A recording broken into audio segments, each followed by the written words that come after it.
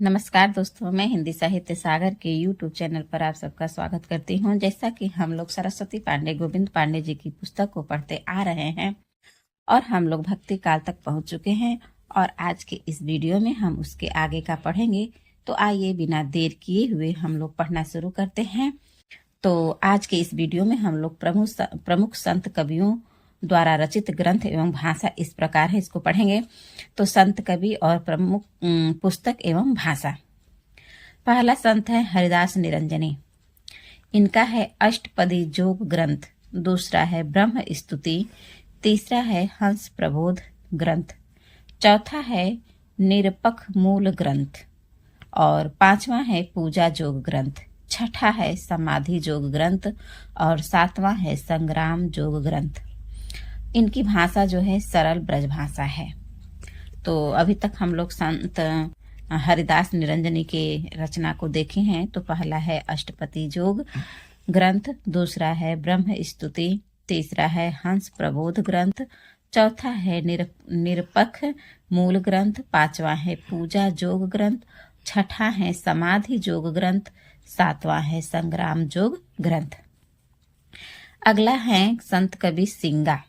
तो सिंगा है, इनकी रचना को देखेंगे तो इनका है सिंगा जी का दृढ़ उपदेश, दूसरा है सिंगा जी का आत्मबोध, तीसरा है सिंगा जी का दोष बोध, चौथा है सिंगा जी का नरद, पांचवा है सिंगा जी का सरद, छठा है सिंगा जी की वाणी, सातवां है सिंगा जी की बाणीवली, आठवां है सिंगा जी का सतवार, नौवां है सिंगा जी की 15 तिथि और 10वां है सिंगा जी की 12 मासी और 11वां है सिंगा जी के भजन। तो इनकी रचनाओं को याद करने में हम लोगों को ज्यादा कठिनाई नहीं होगी, क्योंकि सब में सिंगा जी लगे हुए हैं। सिंगा जी का उपदेश है, सिंगा जी का आत्मबोध है, सिंगा जी का नरद, सिंगा जी का सरद आदि वगैरह। और इनकी जो भाषा है यह देखिए निमाड़ी भाषा है, निमाड़ी। अब है दादू दयाल। तो दादू दयाल जो है कि बहुत प्रसिद्ध कवि हैं। इनकी रचनाओं को देखते हैं। तो पहला है हरडे बानी, दूसरा है अंगवधु, तीसरा है काया बोली। तो दादू दयाल की 3 रचना यहाँ पे है, हरडे बानी, अंगवधु और काया बोली।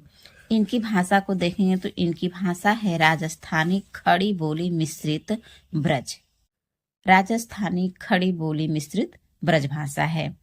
अगला है संत मलुकदास। तो मलुकदास की रचना है रत्न खान, ज्ञान बोध और ज्ञान परोक्षी। इनका भी 3 ही है, रत्न खान, दूसरा है ज्ञान बोध और तीसरा है ज्ञान परोक्षी। इनकी भाषा जो है अवधी भाषा है।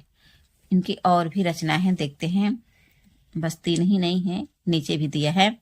अच्छा, ये 3 जो रचना है रत्न खान, ज्ञान बोध, ज्ञान परोक्षी, इन तीनों की जो भाषा है वो अवधी भाषा है। और इसके आगे चौथी रचना है भक्त बच्छावली, पांचवा है भक्ति विवेक, छठा है 12 खड़ी, सातवां है रामावतार लीला, आठवां है ब्रज लीला, नवां है ध्रुव चरित और 10 है सुख सागर और 11 है शब्द। और ये सब जो इसकी भाषा है ब्रज भाषा। किसकी किसकी? तो भक्त बच्छावली का, भक्ति विवेक का, 12 खड़ी, रामावतार लीला, ब्रज लीला, ध्रुव चरित, सुख सागर और शब्द का। इन सभी का भाषा जो है ब्रज भाषा है। और रत्न खान, ज्ञान बोध और ज्ञान परोक्षी, इसका जो है भाषा अवधी भाषा है। अगला कवि है बाबा लाल। तो इनका 2 ही रचना मिलता है, असरारे मार्फत और दूसरा है नादिरु निकात, असरारे मार्फत और नादिरु निकात। फिर है सुंदरदास। तो सुंदरदास से भी परीक्षाओं में प्रश्न पूछता है। इनका देखते हैं कि रचना कौन कौन सी है। तो पहला है ज्ञान समुद्र और दूसरा है सुंदर विलास। 2 ही है, ज्ञान समुद्र और सुंदर विलास। और इसकी भाषा जो है परिष्कृत ब्रज भाषा है। सुंदरदास के विषय में अक्सर यही प्रश्न बनता है कि संत जो है सबसे शिक्षित संत कौन है? तो सुंदरदास जी। अगला लेखक हैं, अगला कवि संत कवि हैं रज्जब, और इनकी रचना एक ही मिलती है सबंगी, रज्जब की सबंगी। फिर है गुरु अर्जुन सिंह। गुरु अर्जुन सिंह का है पहला सुखमणि, दूसरा है 52 अखरी, तीसरा है 12 मासा। तो गुरु अर्जुन सिंह का है सुखमणि, 52 अखरी, 12 मासा, और इसकी भाषा जो है ब्रज भाषा है। आगे हैं निपट निरंजन। तो निपट निरंजन का भी 2 रचना मिलता है, शांत सरसी और निरंजन संग्रह। पहला है शांत सरसी, दूसरा है निरंजन संग्रह। फिर है अक्षर अनन्य। अक्षर अनन्य क्या है? राजयोग, दूसरा है विज्ञान योग, तीसरा है ध्यान योग, चौथा है सिद्धांत बोध, और 5वां है विवेक दीपिका, छठा है ब्रह्म ज्ञान, और 7वां है अनन्य प्रकाश।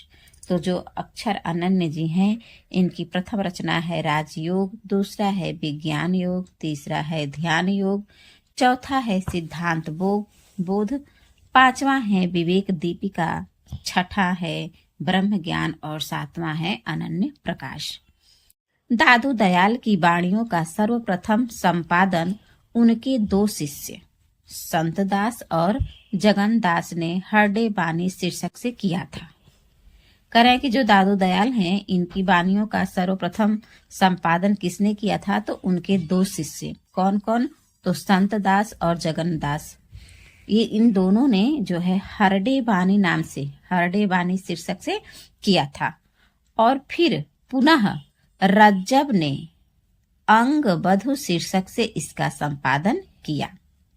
बाबा लाल कृत असरारे मार्फत में उनका और दारा सिकोह, उनका यानी बाबा लाल का और दारा सिकोह का वार्तालाप संग्रहित है। जो असरारे मार्फत है बाबा लाल की रचना, उसमें जो है बाबा लाल का और दारा सिकोह का वार्तालाप संग्रहित है। बाबा लाल के विचारों का संग्रह नादिरु निकात पुस्तक में है।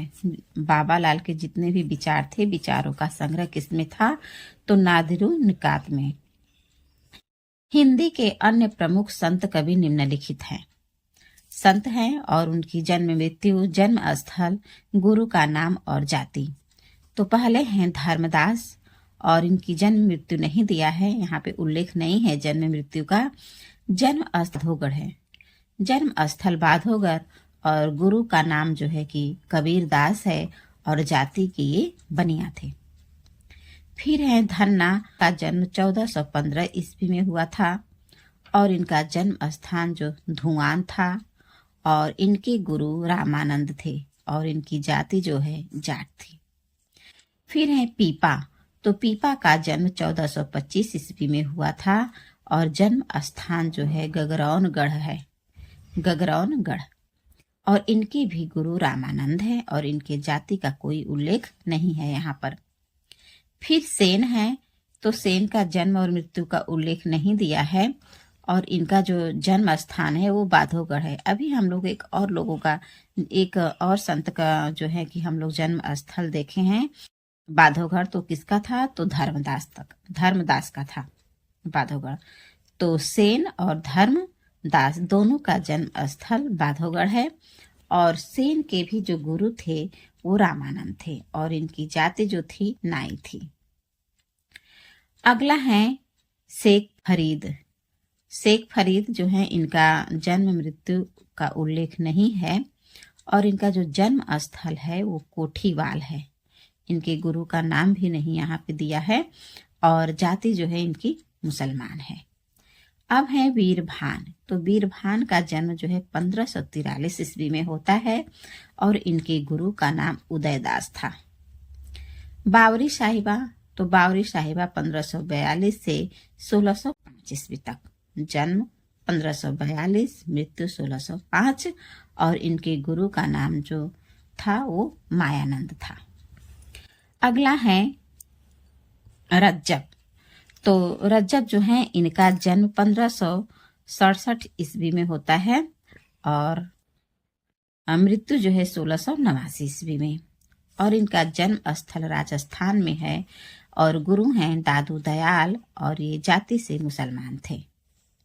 फिर है सदना, और इनकी जाति जो थी वो कसाई थी। निपट निरंजन, तो निपट निरंजन का जन्म 1531 ईस्वी में होता है और जन्म स्थल जो है दौलताबाद में है।